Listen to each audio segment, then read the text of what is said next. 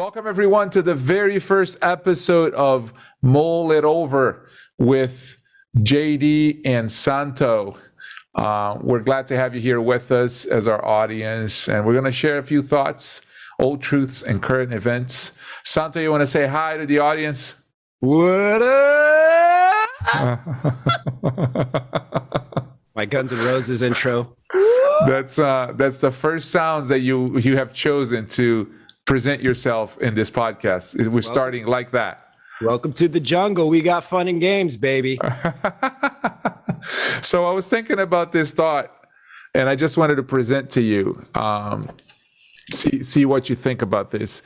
Which is more important, freedom or safety? Give me liberty or give me death. the old famous saying, old truth of how far can a person go until they choose safety over freedom?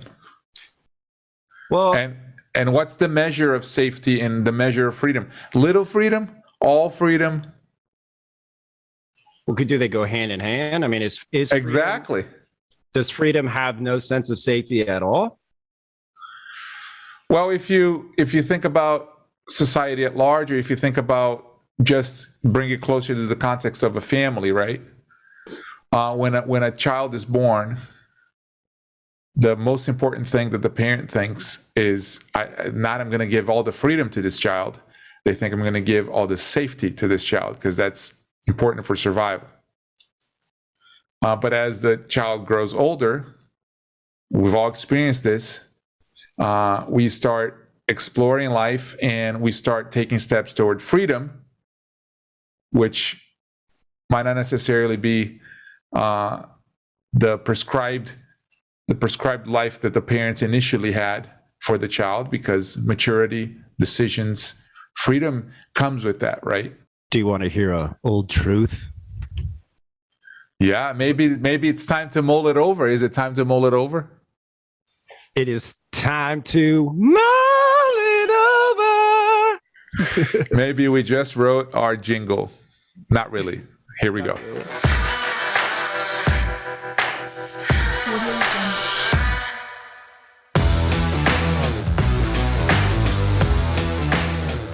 So Santo, how's life over there? We're bi-coastal.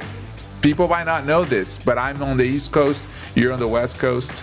You want to tell them where you live? Maybe not specifically, but well, I am a citizen of California. Is that as broad as you want to go? California, the largest state in the nation? Yeah. Hey, you really want me? Come find me. He's near Sacramento. Near it. Not in it. Yeah. So I'm in Connecticut. Santo is in California, the two C's, the largest state in the nation and one of the smallest. Shall we say where you're near? The WWE capital? The WWE headquarters. I drive in front of it every single day. That's probably one of my favorite facts about you. About Stamford, Connecticut? Well, that you live right next to it. It's so good. It's so nice. You're so the opposite of WWE culture.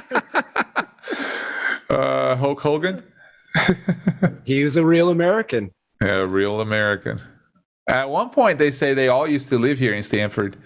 But then, as the internet and the organization grew, they kind of could live anywhere. But at one point, they were all here. So people would see them in gas stations and all these massive dudes walking around. Well, JD still lives there. So what would be your wrestling name?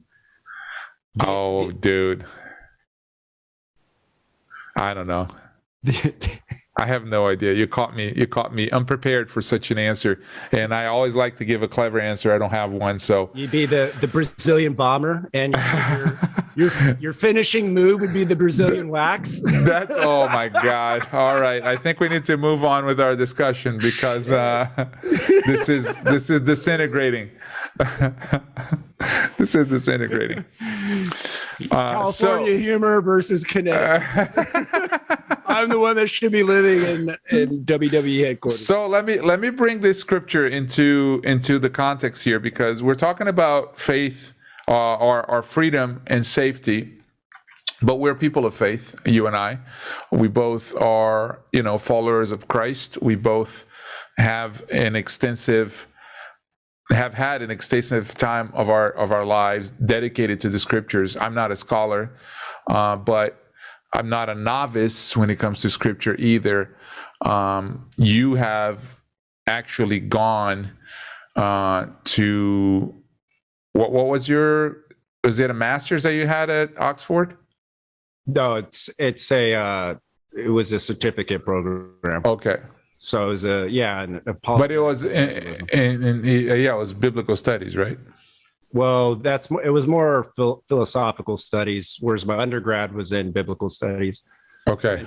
And historical. Yeah, there you go. Mm-hmm. So the point is, we love this. We love the effect that the scriptures have had in culture. We probably can see it a little better than others. And there's a lot of people that can see a lot better than us. But just making that connection between old truths and what we're facing nowadays, and also the disconnect when we see the disintegration of society from these old truths. We also see chaos, and we see a lot of things that people lament about, right? And one of the things I think is this dichotomy between freedom and safety. What should people choose? Which path should they embrace? Because I believe both are being offered and available right now. But if things keep progressing the way they are, not for long. Would you agree? Yeah, I think it would be helpful to really discuss further what we mean by freedom and safety, because I don't want to open up a bifurcation with the two, because I think they both can go hand in hand. And they're both important. They're both things that we need. Yeah, I mean, you do lock your door at night. Why? So there's evil in the world. Yeah. So, I mean, it's natural to protect your family, yourself, and your possessions and land. And I mean, these are rights, basically. So like the right to defend yourself in our country, which are, based off of safety. But what is, I guess, the better, the better, I don't want to say diagonal angle, the better angle is, what is the root? Is our root, do we base everything, our laws and around freedom, or are we going to base it around safety? Maybe. So which one is the priority? Which one precedes the other? Well, from a historical standpoint, in America, it would be freedom. Yeah. Biblically, it is also freedom. One of the things a nation state is meant to provide to its people, probably one of the top things, is security. And everybody who's taken a government class learns that security is the thing that a country should provide to its citizens.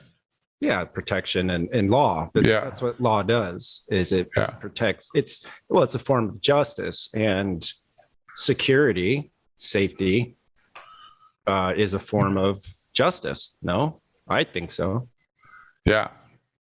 The reason why I think it's important to discuss this is because your life is oriented by the values that you've established, and the circumstances that surround you will elicit action upon those values, right? Various circumstances. We talked about a father raising a child.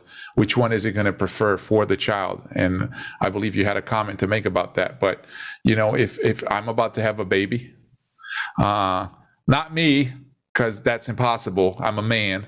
But my wife is pregnant. Depends on who you ask. And we are going to have a baby. A Californian. Oh, yeah. Well, Connecticut too.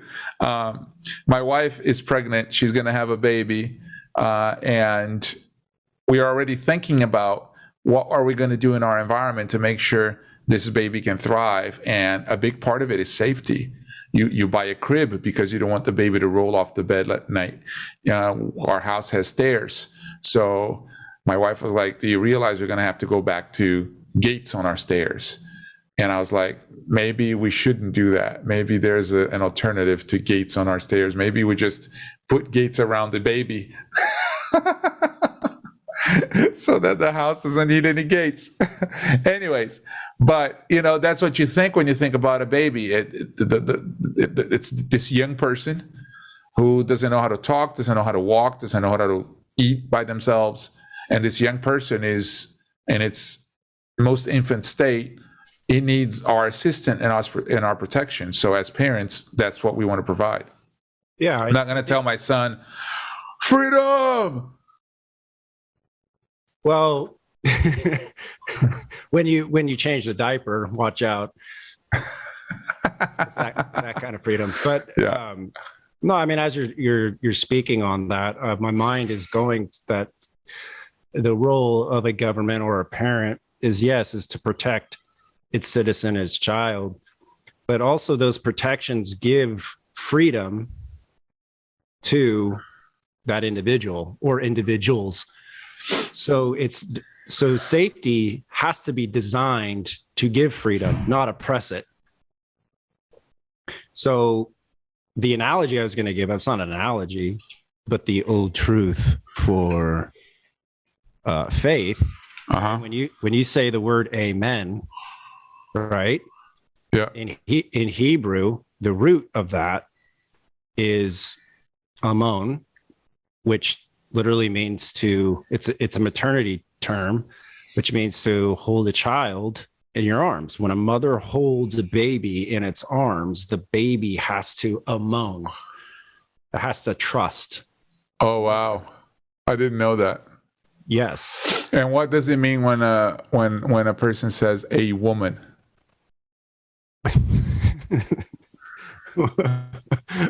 Are you asking a Californian or are you asking?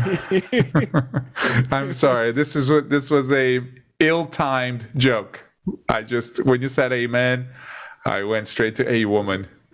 Yes. Sorry. Well, but that's where faith and truth come from, is to be totally dependent on the protector's arms. So, but as a parent or a government, when a person develops and has its own autonomous nature, so you listed off a child can't eat on its own, it can't sleep on its own, it can't, there's a linear list that goes on that it's unable to do. But as it's becoming more autonomous, it can do those things. So your protection has to allow them their freedom. If you suppress their freedom, like, oh, you can't go out and play, you can't get dirty, you can't jump off the bed, you are oppressing their freedom and their natural ability to be human. Yeah. And what you're doing is you're oppressing them to be JD Muller, not whoever maybe I'm trying to get who your baby's name is going to be. Yeah, no, we're not announcing that yet. Good try, though. That was a solid try. Yeah. You're bringing in all these, complex ideas. Yeah. So in that way, what you're saying is that safety serves freedom. Yes. Otherwise, not the other way around.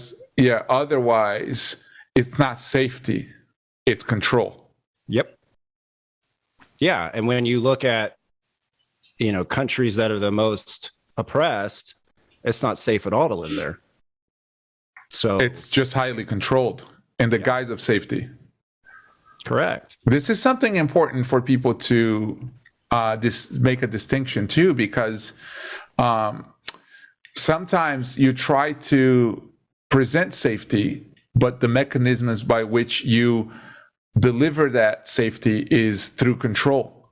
And that's where a lot of parents and leaders can vacillate between the two and choose the wrong one, right? Instead of saying, or instead of applying rules for safety, which promote freedom, they control. And they say, I'm doing this for your safety, for your security. Yeah, people buy that, which is really, from the definition we just learned, is the opposite of faith. Yeah. There's an interesting thing that happened, and maybe you can shed some light on this too, in Acts chapter 4. If you remember what happened after Peter and John healed the man in the Beautiful Gate, Mm-hmm. and they started preaching Jesus. The leaders at the time kind of got mad, and they arrested Peter. Remember? Yeah. And they,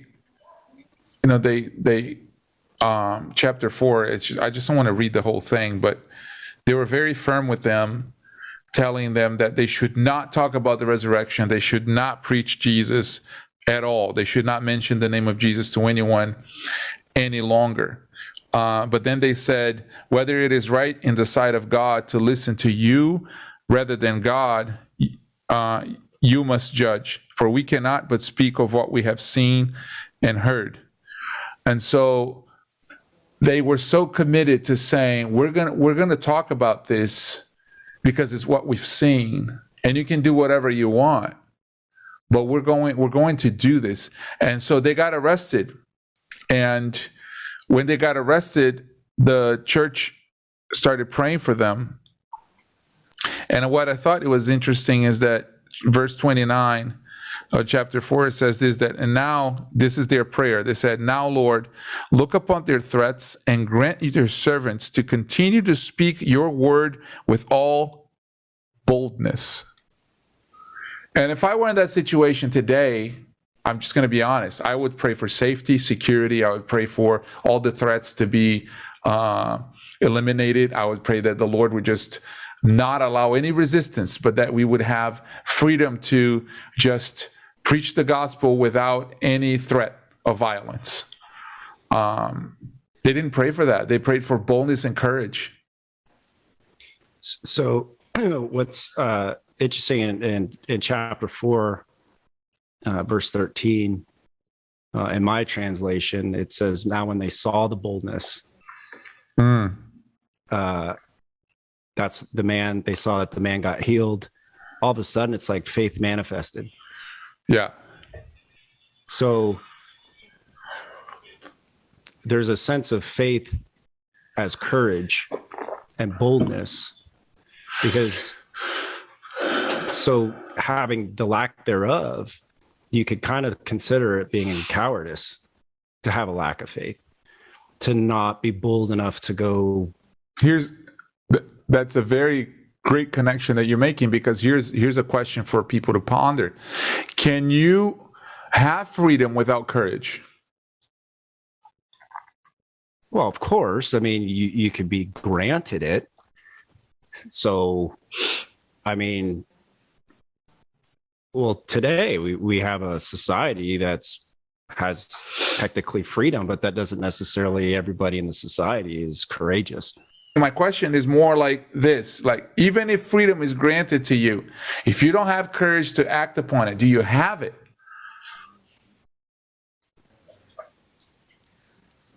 Like, it takes courage for you to leave your house every day, even if it's a small amount.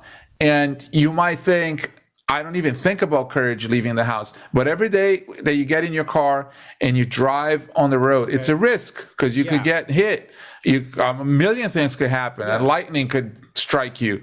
So there's a level of courage. Yeah. So, okay, that goes back to what we were talking about with with faith. Yeah.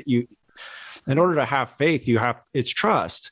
Yeah. Otherwise, if you don't have, any faith or trust in someone, something, then what do you have? You don't have courage. You have, so yeah, faith is like stepping out into the unknown, what you're describing. Yeah. which is courageous because you don't know. You're not sure. You're not certain. So courage gives you the ability to explore your freedom and to enjoy your freedom, right? Yeah. My hesitation, I say hesitation, but this thought is coming into my mind because too much freedom can also be oppressive. So, for example, anarchy, if you go to any society that has anarchy, that's the most oppressed situation or oppressed nations or areas in the world, right? So freedom isn't necessarily to do whatever you want, whenever you want, or however you want. So there's also that aspect of it too that is curious because you still have to have some sort of guidance or some sort of parental or relationship that can guide freedom. Yeah, I'm reminded of this passage in Corinthians 6:12. All things are lawful for me, but not all things are helpful. All things are lawful for me, but I will not be enslaved by anything. Which is what you're saying, right? If you think I could do anything and whatever, whenever I want, that can easily divulge into anarchy. And what you end up with is not freedom at all. Correct. So I think there's two aspects that you can go to pretty far extremes. And I think basically what I'm saying is the role of the government or the parent is they're the ones defining what freedom is, basically. So what kind of freedom are they leading you into? Basically, or what kind of life are they leading you into? And I think they can lead you into something that's oppressive if they control you, right? Then they're oppressive. But if they don't control you, but they've given you the guidelines, well, then that's freedom. Yeah, because you're living in a world in a context within those rules. So I guess when we think of freedom, people think of freedom, individual freedom, and people think of freedom as, an ability. Well, I always want to finish this thought is that because you use that first, it has to be beneficial, right? So Paul's using those words. Some of it's beneficial, some of it's not. Yeah. So I was going there. I was thinking about this idea of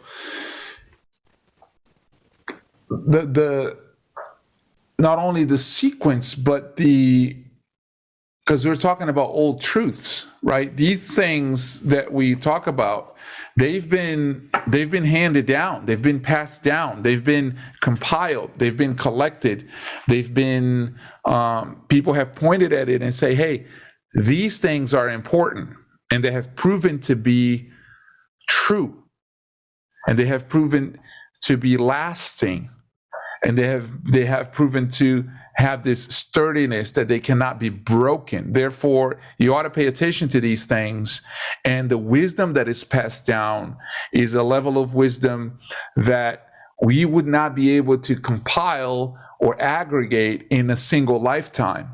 So we need the wisdom of old, which brings already this collective experience of generations that have said, okay, if you want to experience freedom to its fullest, this is what you don't do.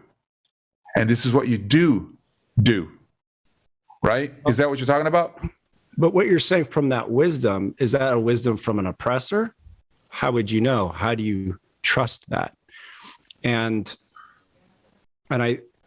what you're saying is that we can trust through, we have years of history to go by and experiential knowledge that we can use that historical wisdom, apply it today, and it still works in a non-oppressive manner. So you can trust that. Well, because Jesus said, you shall know the tree by its fruit, right? Yep. It's things take time.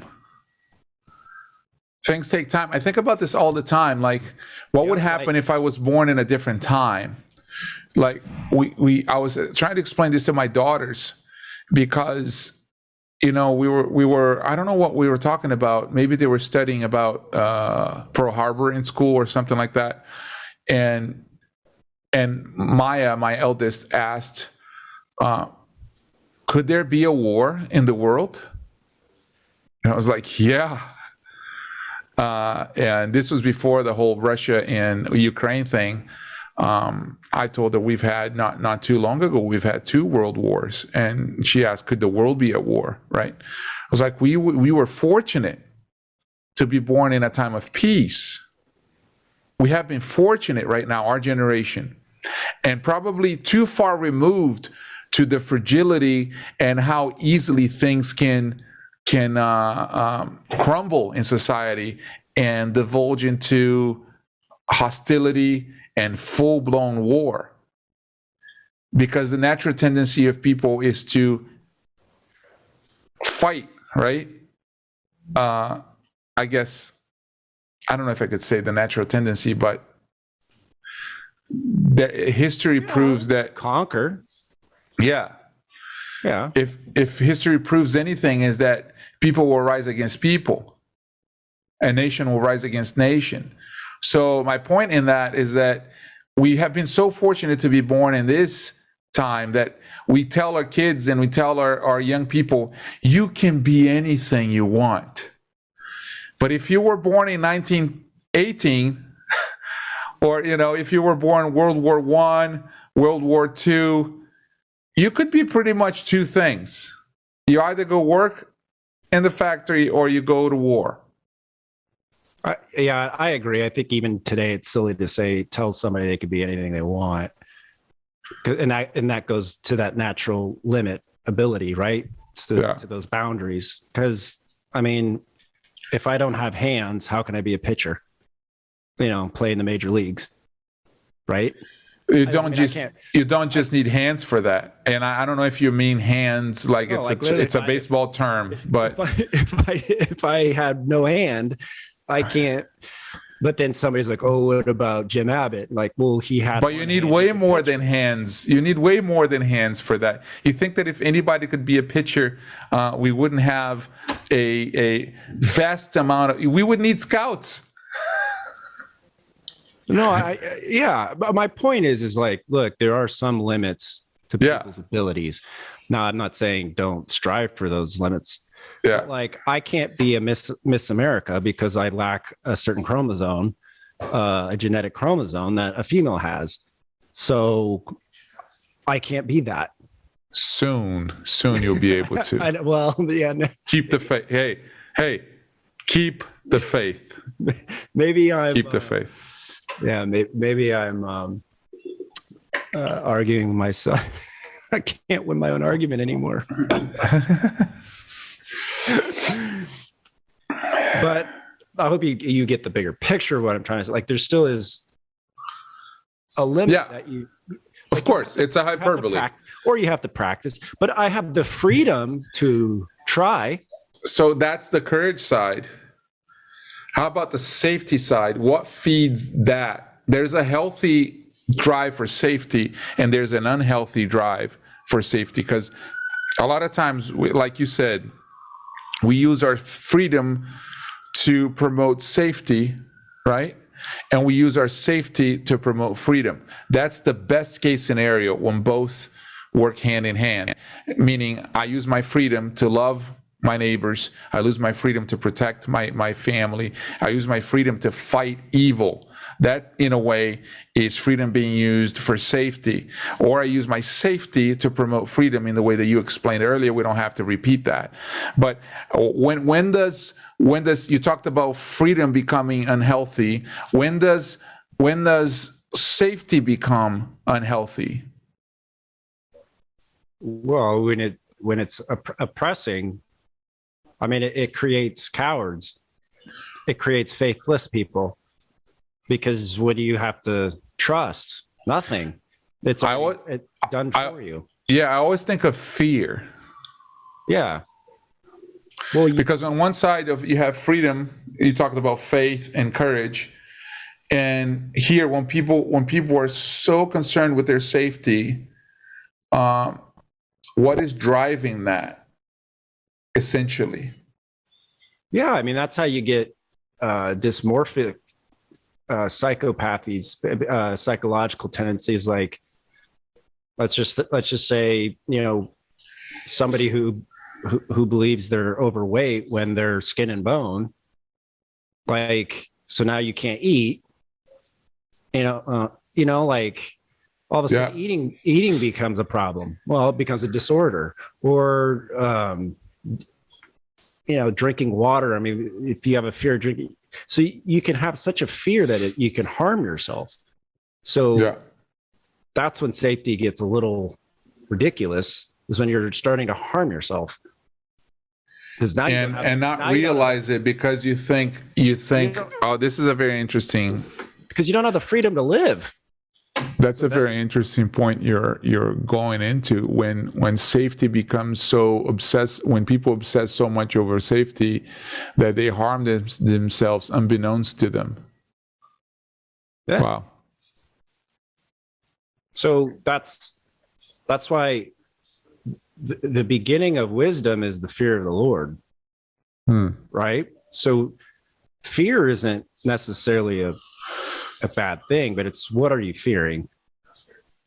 So do you fear what God tells you not to fear, or do you fear God himself?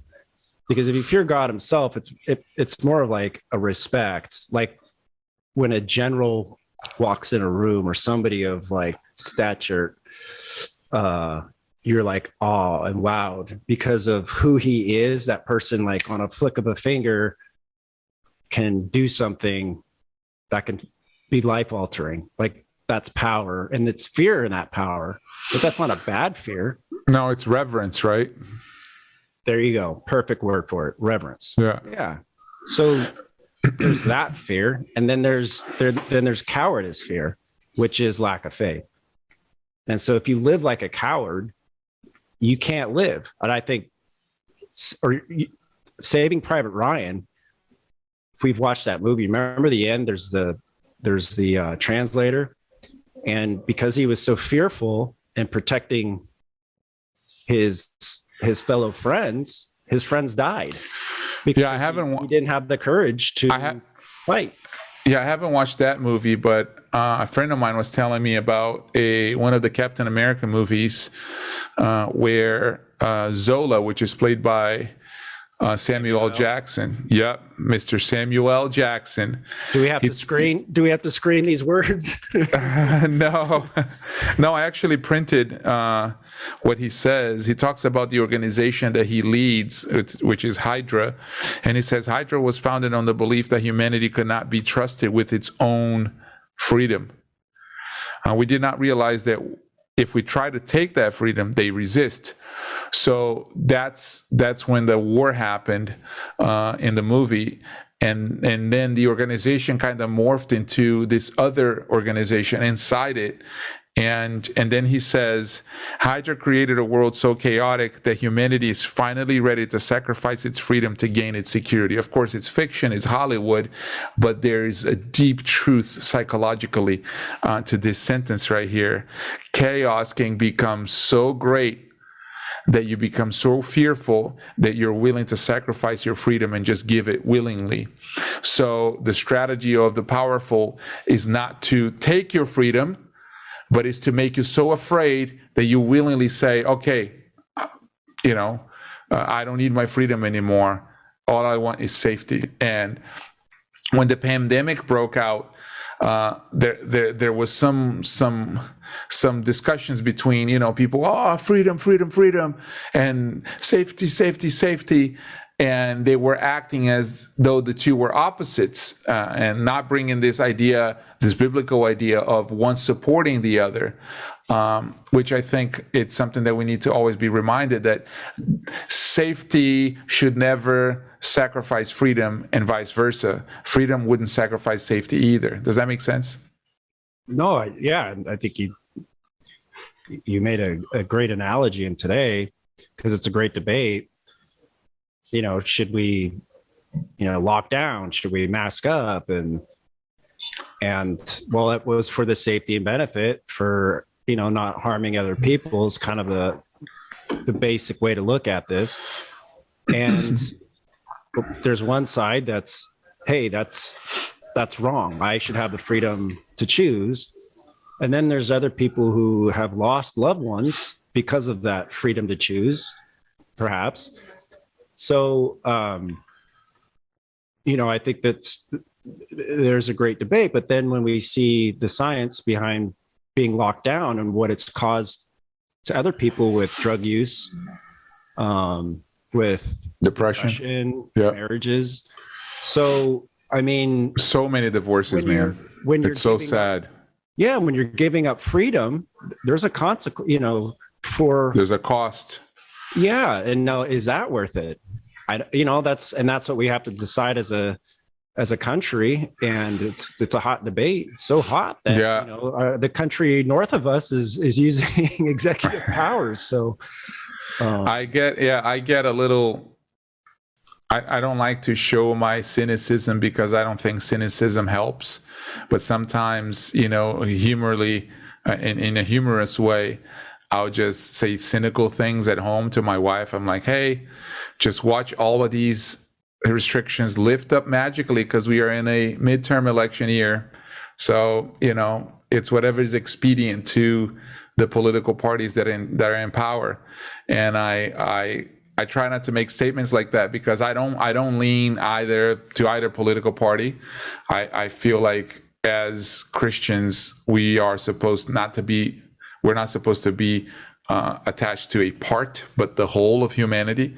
And I just don't think the political parties right now are acting in the best interest of the nation. So I think that either side have politicized things to a degree that they can't be solved, from the racial segregation that they've created to the pandemic, the political pandemic that we've had, social pandemic, and the health pandemic has all been deeply politicized beyond the need to do that just because it's expedient to them to divide people into groups and then just control their respective groups and treat the other group as the enemy, which I think it's like you guys are all our representatives. You all work for us, but now we have these factions and you're trying to pin people against each other. I just don't like that. I think it's very it's a very poor representation of our values. Well, you're not. I mean, our motto is unimus plural or unimus plurum.